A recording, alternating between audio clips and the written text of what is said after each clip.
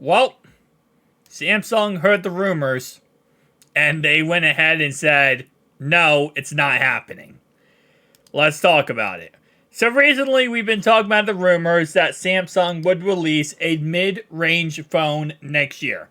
We're talking about a mid-range foldable phone in the equivalent price tag of $400 to $500. Whether that is a flippable phone, foldable phone, that wasn't really what we knew. We just kind of had ideas that it would be something of a foldable, flippable phone for a really good price tag, which would be, again, more cheaply made, but it would go for more of a demographic who wants to get in the foldable phone industry and isn't going to be spending, or don't want to spend an arm and a leg to get into it. Well, Samsung's electronics spokesperson went ahead and put those rumors to rest. They said, we don't plan to manufacture foldable smartphones that are priced in the mid-range, and the latest rumors are groundless. So that's official. We're not going to get any type of mid-range cell phone. So this doesn't say, obviously, that we're not going to get a fan edition, because the fan edition, I guess, would technically be considered mid-range. I don't know, though.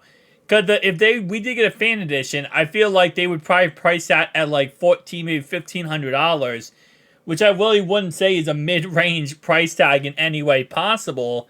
Mid-range really is anywhere from $400 to $800. That's kind of mid-range cell phone price tag.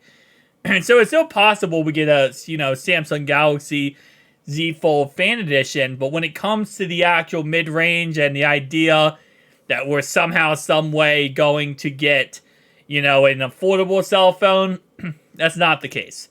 So Samsung is not gonna defy, everything here and really change up the industry next year, which is not surprising, let's be honest. Especially with the fact that all these other companies that are releasing their cell phones, whether it's Google, OnePlus, etc., they're not coming down on prices either, right? We see OnePlus, their phone is $1,700.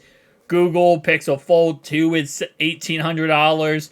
Unless one of those companies comes out and does a drastic change on price tag, Samsung's not going to change their practices or change how they're going to go about things because they don't need to.